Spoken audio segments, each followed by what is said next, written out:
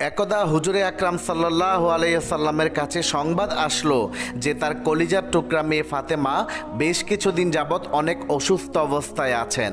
বিশ্বনবী এই সংবাদ পাওয়ার পর সাথে সাথে মা ফাতেমার বাড়িতে তাশরিফ আনলেন। বিশ্বনবী হজরত ফাতেমার ঘরে প্রবেশ করে দেখতে পেলেন মা ফাতেমা শুয়ে আছেন এবং তার চোখ দিয়ে ওজরে পানি পড়ছে। তখন নবীজি হজরত ফাতেমাকে জিজ্ঞেস করলেন, মা, তুমি কান্না করছো কেন? তোমার কি খুব কষ্ট হচ্ছে? কি হয়েছে তোমার? তখন হজরত ফাতেমা রাদিয়াল্লাহু তাআলা আনহা শোয়া থেকে উঠে জবাব দিলেন, আব্বাজান, আজকে 3 দিন যাবৎ আপনার আদরের নাতি হাসান এবং হুসাইন না খেয়ে 2 ভাই গলাগুলি করে ঘরের পাশে কান্না করছে। বাবা গো, আমি নিজেও আজকে কয়দিন যাবৎ উপবাস অবস্থায় আছি। কয়দিন যাবৎ কিছু না খেতে পারার কারণে আমি নিজেও একটু অসুস্থ হয়ে পড়েছি। তখন নবীজি বললেন, হে মা ফাতেমা, ধৈর্য ধারণ করো মা, কষ্টের প্রতিদান আল্লাহ রব্বুল আলামিন নিশ্চয়ই দেবেন। মাগো, আমি নিজেও আজকে 3 দিন যাবৎ উপবাস অবস্থায় আছি, অথচ আমি তোমার চেয়ে আল্লাহর কাছে অধিক প্রিয়। আমি যদি আল্লাহ রব্বুল আলামিনের কাছে কিছু চাই তাহলে মুহূর্তেই তিনি আমাকে সব কিছু দিয়ে দিবেন, কিন্তু দুনিয়ার সুখ শান্তি ক্ষণস্থায়ী, আখিরাতের সুখ শান্তি চিরস্থায়ী। মাগো, যারা দুনিয়াতে কষ্ট করবে এবং আল্লাহ রব্বুল আলামিনের উপর ধৈর্য ধারণ করে মহান আল্লাহর ইবাদত বন্দিগিতে নিজের জীবনকে উৎসর্গ করবে, তাদের জন্যই তো কাল হাসরের ময়দানে পুরস্কার রয়েছে।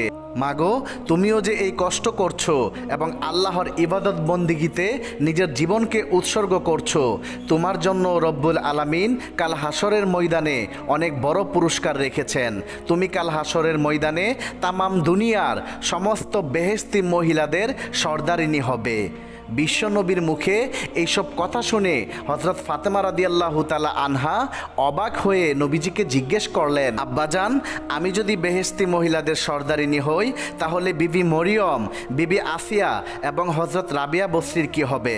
তখন নবীজি বললেন, হে মা ফাতেমা, তারা তাদের সময়কালে আল্লাহ রব্বুল আলামিনের কাছে শ্রেষ্ঠ মহিলার খেতাব পেয়েছে। আর পৃথিবী সৃষ্টির পর থেকে কিয়ামত পর্যন্ত যত মহিলা বেহেশতবাসী হবে, সমস্ত মহিলার সর্দারিনী হবে তুমি।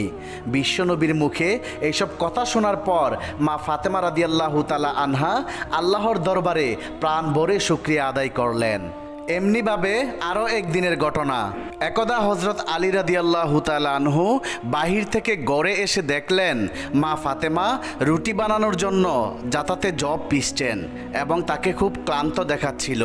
তখন হজরত আলী রাদিয়াল্লাহু তাআলা আনহু ফাতেমাকে বললেন, ও ফাতেমা, শুনেছি বিশ্বনবীর কাছে অনেকগুলা বন্দি এসেছে, তুমি যদি তার কাছে গিয়ে একজন দাসী চাও তাহলে আমার বিশ্বাস নবীজি তোমাকে একজন দাসী দিয়ে দিবেন।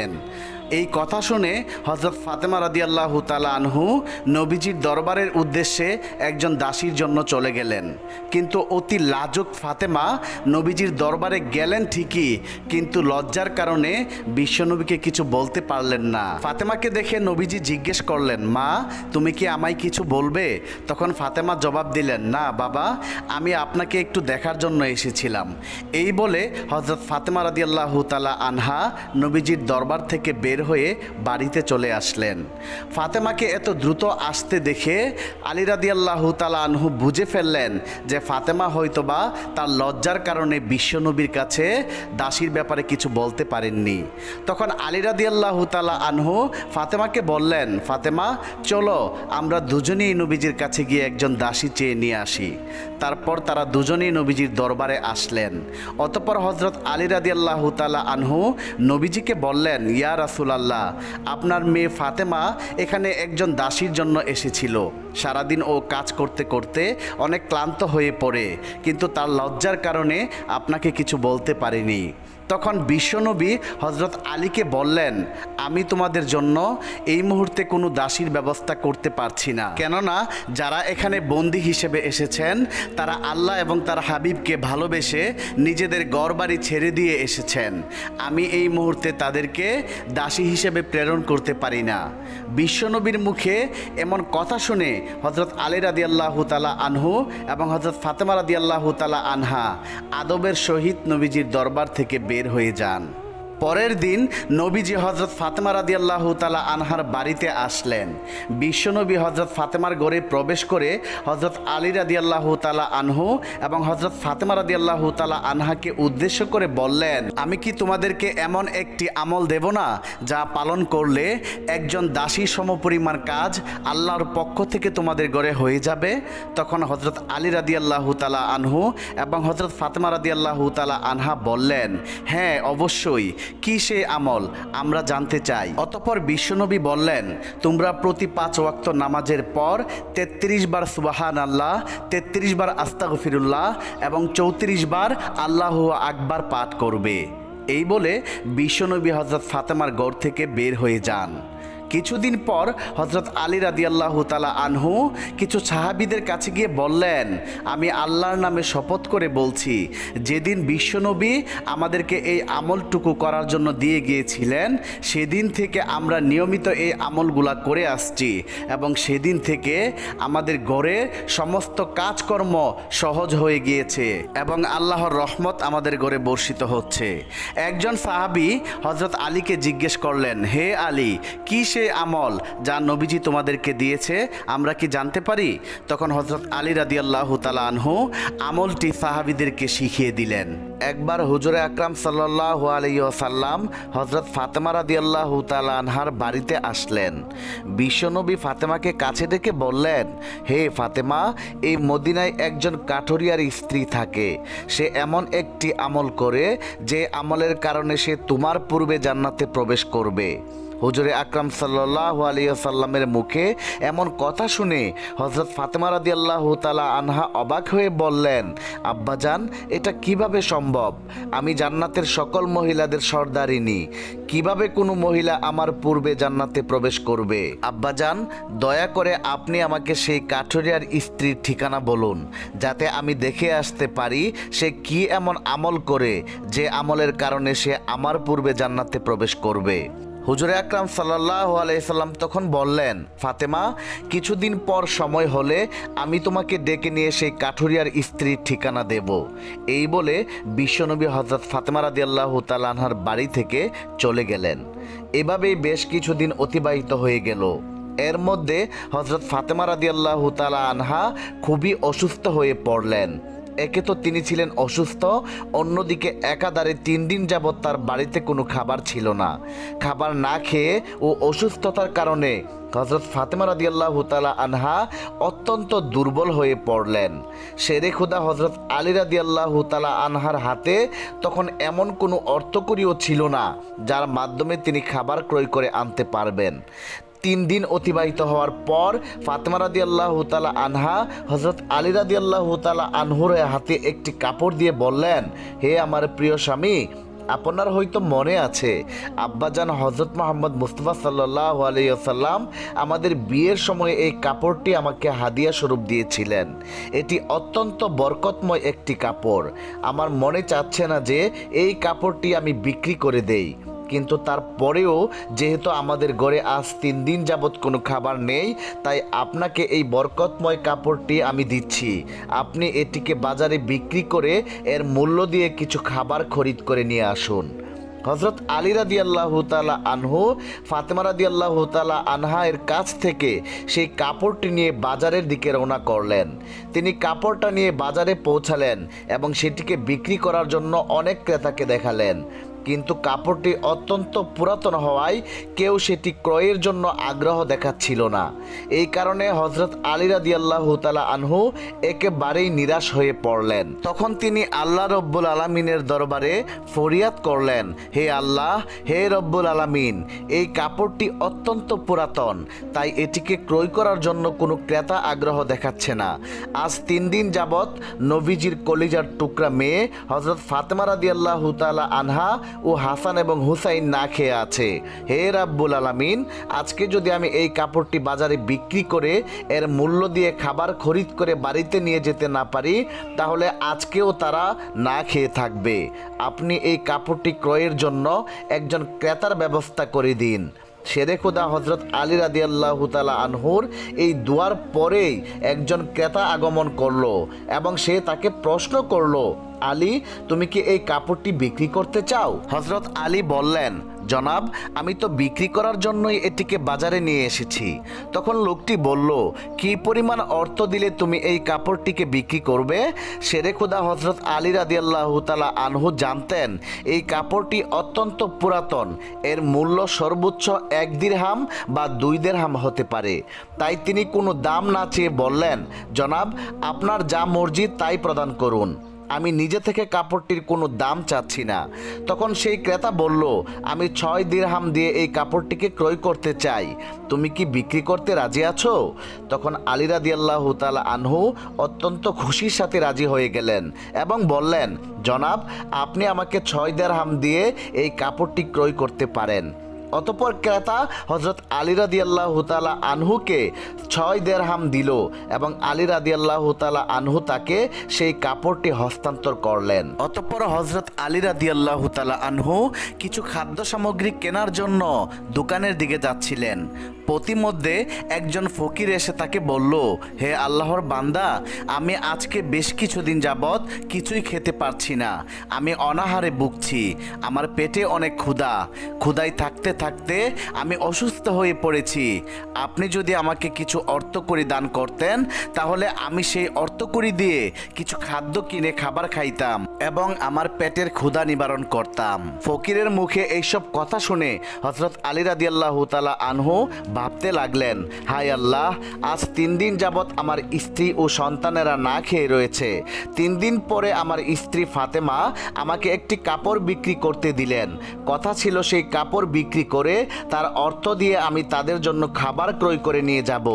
কিন্তু এখন আল্লাহর এক অসহায় বান্দা আমার কাছে ভিক্ষা প্রার্থনা করছে। এখন আমি কি করব? আমি আমার স্ত্রী ও সন্তানদের জন্য খাবার ক্রয় করে নিয়ে যাব নাকি এই ভিক্ষুককে অর্থগুলি দান করব? সর্বশেষে তিনি সিদ্ধান্ত নিলেন যে ভিক্ষুককে এই অর্থগুলি দান করে দেবেন।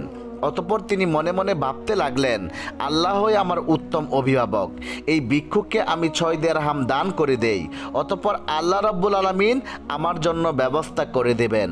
তখন তিনি সেই 6 দিরহাম ভিক্ষুককে দান করে দিলেন। এরপর তিনি অত্যন্ত চিন্তিত ও পেরেশান মনে সামনে চলতে লাগলেন। ইতিমধ্যে দেখা গেল এক ব্যক্তি হযরত আলী রাদিয়াল্লাহু তাআলা আনহার কাছে একটি লাল ঘোড়া নিয়ে আসলো এবং সে তাকে বলল, হে শেরে খোদা আলী, আপনি কি আমার কাছ থেকে এই লাল ঘোড়াটি ক্রয় করতে চাচ্ছেন? শেরে খোদা হযরত আলী রাদিয়াল্লাহু তাআলা আনহু বললেন, ভাই, আমি কিভাবে আপনার কাছ থেকে এই ঘোড়াটি ক্রয় করব? আমার হাতে তো কোনো অর্থকড়ি নেই। তখন সেই ব্যক্তি বলল, হে আলী, আমি বাকিতে আপনার কাছে এই ঘোড়াটি বিক্রি করব। আপনি এই ঘোড়াটি নিয়ে ব্যবসা করুন, তারপর ব্যবসায় লাভ হলে আমার মূল্য আমাকে চুকিয়ে দিবেন। হযরত আলী রাদিয়াল্লাহু তাআলা আনহু তখন ভাবলেন, যেহেতু তিনি আমাকে বাকিতে এই ঘোড়াটি বিক্রি করতে চাচ্ছেন, তাহলে তা নিতে আমার সমস্যা কোথায়? অতঃপর হযরত আলী রাদিয়াল্লাহু তাআলা আনহু বললেন, আপনি কত দিরহামের বিনিময়ে এই ঘোড়াটি বিক্রি করবেন? সেই ব্যক্তি বলল, আমি 100 দিরহামের বিনিময়ে এই ঘোড়াটি আপনার কাছে বিক্রি করলাম। হযরত আলী রাদিয়াল্লাহু তাআলা আনহু 100 দিরহামের বিনিময়ে সেই ঘোড়াটি তার কাছ থেকে ক্রয় করলো। এরপর তা বাজারে বিক্রি করার জন্য নিয়ে গেল। হযরত আলী রাদিয়াল্লাহু তাআলা আনহু যখন সেই ঘোড়াটি বিক্রি করার জন্য বাজারে নিয়ে এলেন, তখন এক ব্যক্তি এসে তাকে জিজ্ঞাসা করলেন, হে শেরে খোদা আলী, আপনি কি এই ঘোড়াটি বিক্রি করতে চান?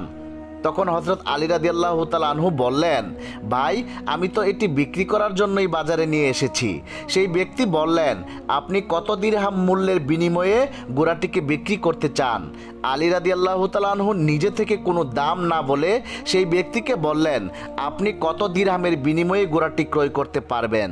সেই ব্যক্তি তখন বলল, আমি 160 দিরহামের বিনিময়ে এই ঘোড়াটি আপনার কাছ থেকে ক্রয় করতে চাই। হযরত আলী রাদিয়াল্লাহু তাআলা আনহু চিন্তা করলেন, আমি তো এই ঘোড়াটি 100 দিরহামের বিনিময়ে ক্রয় করেছি, আর তিনি আমাকে মূল্য পরিশোধ করতে চাচ্ছেন 160 দিরহাম, অতএব এতে আমার 60 দিরহাম লাভ হবে। তখন হযরত আলী রাদিয়াল্লাহু তাআলা আনহু বললেন, ভাই, আমি আপনার কাছে 160 দিরহামের বিনিময়ে ঘোড়াটি বিক্রি করে দিলাম। সেই ব্যক্তি হযরত আলী রাদিয়াল্লাহু তাআলা আনহুর কাছে 160 দিরহাম দিয়ে সেই ঘোড়াটি ক্রয় করলেন। হযরত আলী রাদিয়াল্লাহু তাআলা আনহু তখন যার কাছ থেকে ঘোড়াটি ক্রয় করেছিলেন তাকে 100 দিরহাম পরিশোধ করার পরেও তার কাছে রয়ে গেল 60 দিরহাম। তিনি 6 দিরহাম আল্লাহর রাস্তায় দান করেছিলেন। আল্লাহ রব্বুল আলামিন তার বিনিময়ে তাকে 10 গুণ বৃদ্ধি করে 60 দিরহাম দিলেন। সুবহানাল্লাহ। অতঃপর 60 দিরহামের বিনিময়ে হযরত আলী রাদিয়াল্লাহু তাআলা আনহু বিপুল সংখ্যক খাদ্য ক্রয় করে বাড়ির পথে রওনা করলেন। যখন তিনি বিপুল সংখ্যক খাদ্য নিয়ে বাড়িতে ফিরে আসলেন তখন হযরত ফাতেমা রাদিয়াল্লাহু তাআলা আনহা তাকে বললেন, হে আলী, আমি তোমাকে যে কাপড়টি বিক্রি করতে বলেছিলাম সেই কাপড়ের মূল্য দিয়ে তো এত পরিমাণ খাদ্য ক্রয় করা সম্ভব নয়, তাহলে তুমি এই পরিমাণ খাবার ক্রয় করার জন্য অর্থ কোথায় পেলে? তুমি আমাকে এই কথা বলো, তারপরে তুমি আমার বাড়িতে প্রবেশ করতে পারবে। হযরত আলী রাদিয়াল্লাহু তাআলা আনহু বললেন, ফাতেমা, আগে আমি বাড়িতে প্রবেশ করি, তারপরে না হয় তোমাকে আমি প্রকৃত ঘটনাটি খুলে বলবো। কিন্তু হযরত ফাতেমা রাদিয়াল্লাহু তাআলা আনহা তাকে বললেন, আগে আপনি প্রকৃত ঘটনাটি খুলে বলুন, তারপরে আপনি বাড়িতে প্রবেশ করতে পারবেন। শেরে খুদা হযরত আলী রাদিয়াল্লাহু তাআলা আনহু বললেন, ফাতেমা, তুমি তো ভালো করেই জানো যে তোমার স্বামী হযরত আলী কোনো দিন অবৈধভাবে অর্থ উপার্জন করবে না। আমি যে পন্থায় অর্থ উপার্জন করেছি তা সম্পূর্ণ বৈধ একটি পন্থা, অতএব এই ব্যাপারে তোমার সন্দেহ করার কোনো কারণ নেই। কিন্তু হযরত ফাতেমা হযরত আলীর এই কথাগুলি তেমন একটা বুঝতে চাইলেন না। হযরত আলী রাদিয়াল্লাহু তাআলা আনহু এবং হযরত ফাতেমা রাদিয়াল্লাহু তাআলা আনহার মাঝে এই ঘটনা ঘটার কিছুদিন পরে হুজুরে আকরাম সাল্লাল্লাহু আলাইহি ওয়াসাল্লাম ফাতেমাকে ডেকে তার দরবারে নিয়ে গেলেন। অতঃপর তিনি তাকে বললেন, হে ফাতেমা, তোমার কি মনে আছে আমি কিছুদিন পূর্বে তোমাকে বলেছিলাম একজন কাঠুরিয়ার স্ত্রী তোমার পূর্বে জান্নাতে প্রবেশ করবে? হযরত ফাতেমা রাদিয়াল্লাহু তাআলা আনহা বললেন, আব্বাজান, দয়া করে আপনি আমাকে তার ঠিকানাটা বলুন, যাতে আমি দেখে আসতে পারি সেই কাঠুরিয়ার স্ত্রী কি এমন আমল করে যার কারণে সে আমার পূর্বে জান্নাতে প্রবেশ করবে। তখন হুজুরে আকরাম সাল্লাল্লাহু আলাইহি সাল্লাম তাকে বললেন, ফাতেমা, অমুক এক বিরাম জায়গায় সেই কাঠুরিয়া ও তার স্ত্রী বসবাস করে, তুমি যাও তার সাথে দেখা করে আসো। হুজুরে আকরাম সাল্লাল্লাহু আলাইহি সাল্লামের কাছ থেকে ফাতেমা রাদিয়াল্লাহু তাআলা আনহা সেই কাঠুরিয়ার স্ত্রী ঠিকানা পেয়ে তার সাথে সাক্ষাৎ করার জন্য রওনা করলেন। যখন তিনি কাঠুরিয়ার বাড়িতে এসে পৌঁছলেন তখন হযরত ফাতেমা সালাম দিয়ে বললেন, বাড়িতে কি কেউ আছেন? আমি নবীর মেয়ে হযরত ফাতেমা বলছি, আমি কি ভিতরে আসতে পারি? বাড়ির ভেতর থেকে আওয়াজ আসলো। আমি পরম সৌভাগ্যবান যে আমার বাড়িতে নবীর মেয়ে হযরত ফাতেমা আগমন করেছে। হে আল্লাহর নবীর মেয়ে, আপনি বলুন কেন আপনি আমার বাড়িতে আগমন করেছেন? তখন হযরত ফাতেমা রাদিয়াল্লাহু তাআলা আনহা বললেন, আমি আপনার সাথে দেখা করতে চাই, দয়া করে আমাকে ভিতরে আসার অনুমতি দিন। তখন কাঠুরিয়ার স্ত্রী বলল, হে আল্লাহর নবীর মেয়ে, হে জান্নাতের সর্দারিনী, আপনার সাথে দেখা করার একান্ত আগ্রহ ও ইচ্ছা আমার মনে রয়েছে, কিন্তু তারপরেও আমি আপনাকে ঘরে আসার অনুমতি দিতে পারি না, কেননা এটি আমার স্বামীর ঘর, আর আমি আমার স্বামীকে না বলে কোনো মানুষকে তার ঘরে প্রবেশ করার অনুমতি দিতে পারি না। দয়া করে আপনি আগামীকালকে আসবেন, আমি আমার স্বামীর কাছ থেকে আপনার ব্যাপারে অনুমতি নিয়ে রাখব। যদি আমার স্বামী অনুমতি দান করেন তবে কেবল আপনাকে ঘরে প্রবেশ করার অনুমতি দিতে পারি। কাঠুরিয়ার স্ত্রীর কাছ থেকে এই কথা শ্রবণ করার পর হযরত ফাতেমা রাদিয়াল্লাহু তাআলা আনহা বাড়িতে ফিরে গেলেন। দ্বিতীয় দিন যখন তিনি কাঠুরিয়ার স্ত্রীর সাথে দেখা করার জন্য বাড়ি থেকে বের হবেন তখন হযরত হাসান রাদিয়াল্লাহু তাআলা আনহু তাকে জড়িয়ে ধরে বললেন, আম্মাজান, আপনি কালকে কোথায় গিয়েছিলেন? আপনাকে আমি খুঁজে পাচ্ছিলাম না। আপনি যেখানে যাচ্ছেন দয়া করে আমাকে আপনার সাথে নিয়ে যান। হযরত ফাতেমা রাদিয়াল্লাহু তাআলা আনহা তখন তার বড় পুত্র হাসান রাদিয়াল্লাহু তাআলা আনহুকেও তার সাথে নিলেন। এরপরে তিনি কাঠুরিয়ার স্ত্রীর বাড়িতে আসলেন। অতঃপর সালাম দিয়ে বললেন, বাড়িতে কেউ আছেন? আমি নবীর মেয়ে ফাতেমা বলছি এবং আমার সাথে আমার বড় পুত্র হাসান রয়েছে, আমি কি বাড়ির ভিতরে আসতে পারি? ভেতর থেকে আওয়াজ দিয়ে কাঠুরের স্ত্রী বলল, হে নবীর মেয়ে ফাতেমা, আপনার সাথে দেখা করার প্রবল আকাঙ্ক্ষা আমার মনে রয়েছে।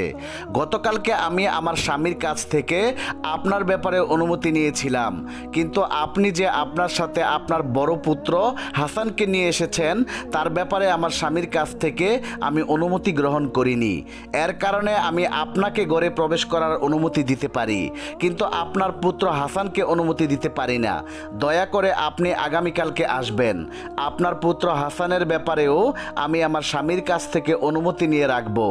কাঠুরিয়ার স্ত্রীর কাছ থেকে এই কথা শ্রবণ করার পর হযরত ফাতেমা রাদিয়াল্লাহু তাআলা আনহা বাড়ি ফিরে এলেন। পরদিন যখন তিনি আবার কাঠুরিয়ার স্ত্রীর সাথে দেখা করার জন্য রওনা করতে যাবেন, তখন তার ছোট ছেলে ইমাম হুসেন রাদিয়াল্লাহু তাআলা আনহু তাকে জড়িয়ে ধরে বললেন, আম্মাজান, আপনি 2 দিন যাবৎ কোথায় যাচ্ছেন? আমি আপনাকে কোথাও খুঁজে পাচ্ছি না। আজকে আপনি আমাকে সঙ্গে নিয়ে যাবেন। হযরত ফাতেমা রাদিয়াল্লাহু তাআলা আনহা তখন তার 2 পুত্র হাসান ও হুসাইনকে নিয়ে সেই কাঠুরির বাড়িতে এলেন এবং তিনি সালাম দিয়ে বললেন, বাড়িতে কি কেউ আছেন? আমি নবীর মেয়ে ফাতেমা বলছি এবং আমার সাথে আমার 2 পুত্র হাসান এবং হুসাইন রয়েছেন। বাড়ির ভেতর থেকে কাঠুরিয়ার স্ত্রী আওয়াজ দিয়ে বললেন, হে আল্লাহর নবীর মেয়ে ফাতেমা, আপনার সাথে দেখা করার প্রবল আকাঙ্ক্ষা আমার রয়েছে। গতকালকে আমি আপনার ব্যাপারে এবং আপনার বড় ছেলে হাসানের ব্যাপারে আমার স্বামীর কাছ থেকে অনুমতি নিয়েছি, কিন্তু আপনার ছোট ছেলে হুসাইনের ব্যাপারে আমি অনুমতি গ্রহণ করিনি।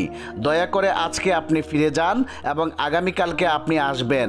আগামীকালকে আমি আপনার 3 জনের ব্যাপারে অনুমতি গ্রহণ করে রাখবো আমার স্বামীর কাছ থেকে। কাঠুরিয়ার স্ত্রীর কাছ থেকে এই কথা শ্রবণ করার পর হযরত ফাতেমা রাদিয়াল্লাহু তাআলা আনহা এই দিনও বাড়ি ফিরে এলেন। পরদিনে হযরত ফাতেমা রাদিয়াল্লাহু তাআলা আনহা কাঠুরিয়ার স্ত্রী বাড়িতে আসলেন। তখন কাঠুরিয়ার স্ত্রী তাকে ঘরে প্রবেশ করার অনুমতি দান করলো।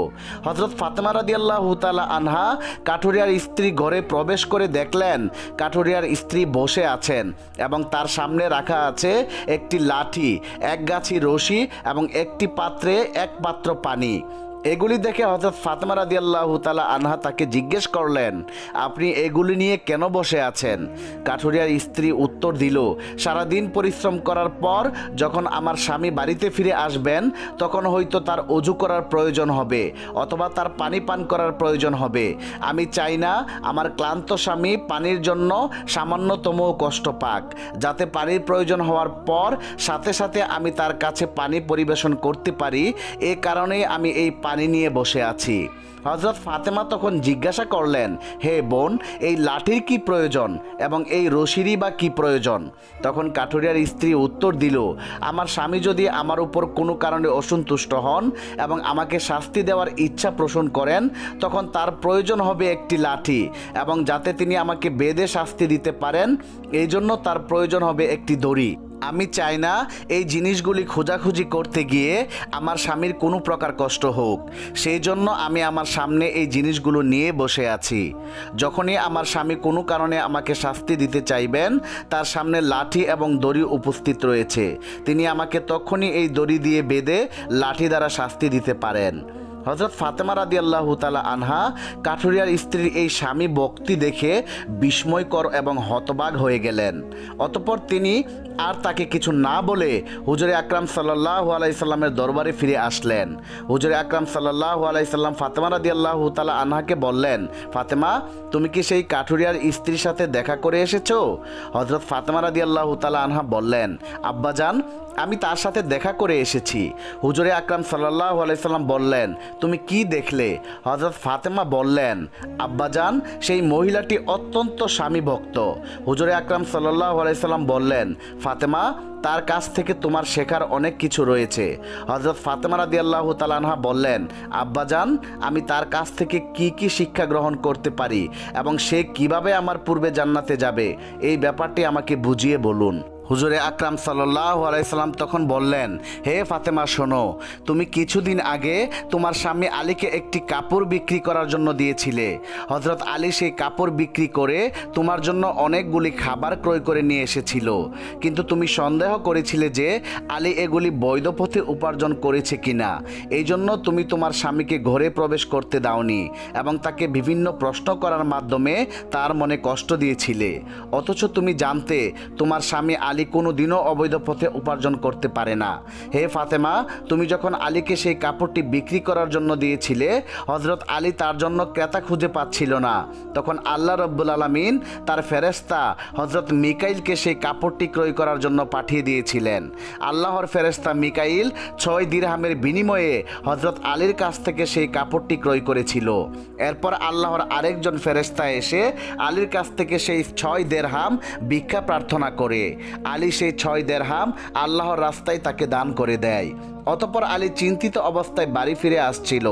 এমন সময় হযরত জিবরাইল আলাইহিস সালাম তার কাছে একটি লাল ঘোড়া 100 দিরহামের বিনিময়ে বাকিতে বিক্রি করে। আলী সেই ঘোড়াটিকে নিয়ে বাজারে যায় এবং হযরত ইসরাফিল আলাইহিস সালাম তাকে 160 দিরহামের বিনিময়ে তার কাছ থেকে সেই ঘোড়াটি ক্রয় করে।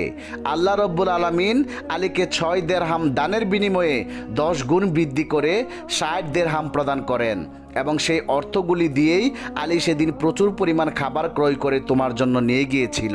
হে ফাতেমা, শুনে রাখো, যে কাপড়টি হযরত আলী বিক্রি করেছিল, আল্লাহ রব্বুল আলামিন সেই কাপড়টি জান্নাতে সংরক্ষণ করে রেখেছেন এবং যে ঘোড়াটি দিয়ে আলী ব্যবসা করেছিল, সেই ঘোড়াটিকেও আল্লাহ রব্বুল আলামিন জান্নাতে সংরক্ষণ করে রেখেছেন।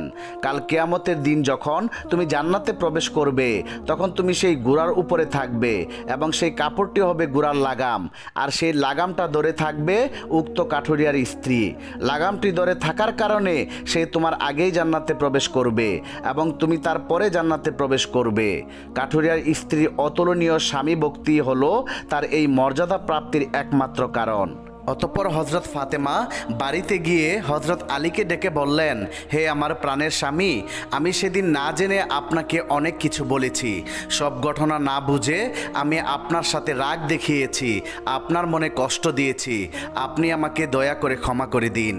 হযরত আলী রাদিয়াল্লাহু তাআলা আনহু তখন বললেন, ফাতেমা, তোমার প্রতি আমার কোনো রাগ নেই। আমি জানি আমি একমাত্র আল্লাহ রব্বুল আলামিনের উপর ভরসা করেই প্রত্যেকটা কাজ করে থাকি এবং আমি এমন কোনো কাজ করব না যে কাজে আমার আল্লাহ আমার প্রতি অসন্তুষ্ট হয়ে যাবেন। অতঃপর পরিশেষে তারা দুজনেই সব কিছুর জন্য আল্লাহ রব্বুল আলামিনের দরবারে শুকরিয়া জ্ঞাপন করলেন। আল্লাহ রব্বুল আলামিন আমাদের সবাইকে হযরত ফাতেমা রাদিয়াল্লাহু তাআলা আনহার মতো জীবন গঠন করার তৌফিক দান করুক।